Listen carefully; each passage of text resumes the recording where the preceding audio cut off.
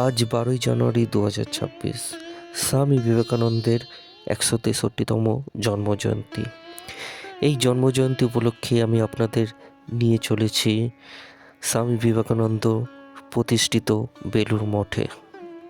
এটি হুগলি নদীর তীরে অবস্থিত এবং রামকৃষ্ণ আন্দোলনের কেন্দ্রবিন্দু। স্বামী বিবেকানন্দ ছিলেন একজন হিন্দু সন্ন্যাসী, দার্শনিক, লেখক, সঙ্গীতজ্ঞ এবং ঊনবিংশ শতাব্দীর রামকৃষ্ণ পরমহংসের প্রিয় শিষ্য। বেলুড় মঠ এক অনন্য স্থাপত্য শৈলীর নিদর্শন, যার মূল পরিকল্পনা স্বামী বিবেকানন্দের। চলুন ভিতরে প্রবেশ করে বেলুড় মঠের দর্শন করা যাক। রামকৃষ্ণের প্রধান শিষ্য স্বামী বিবেকানন্দ 1897 সালে এই বেলুড় মঠটি প্রতিষ্ঠা করেন।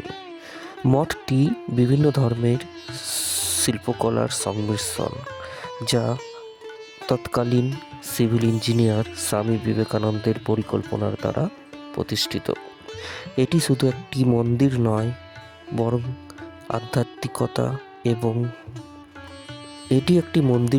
বরং আধ্যাত্মিকতা ও মানবতাবাদের প্রতীক। এখানে স্বামীজির আদর্শের প্রতিফলন দেখা যায়। বিগ স্ক্রিনে শ্রীরামকৃষ্ণের পূজা অর্চনা দেখা যেতে পারে।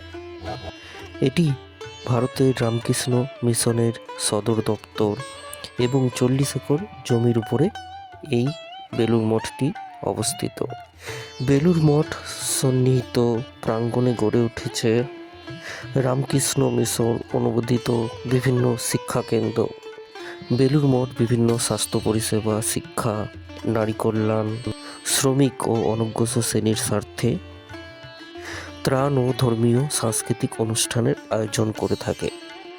রামকৃষ্ণ পরমহংস, সারদা দেবী, স্বামী বিবেকানন্দের জন্ম এবং প্রয়াণ দিবস, বিভিন্ন ধর্মীয় অনুষ্ঠান ও বড়দিনের আয়োজন করে থাকে।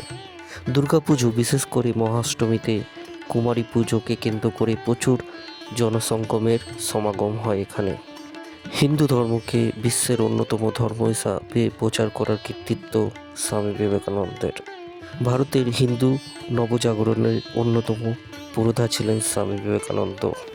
ভারতীয় বেদান্ত এবং যোগ দর্শনের পুরোধা মনে করা হয় স্বামী বিবেকানন্দকে।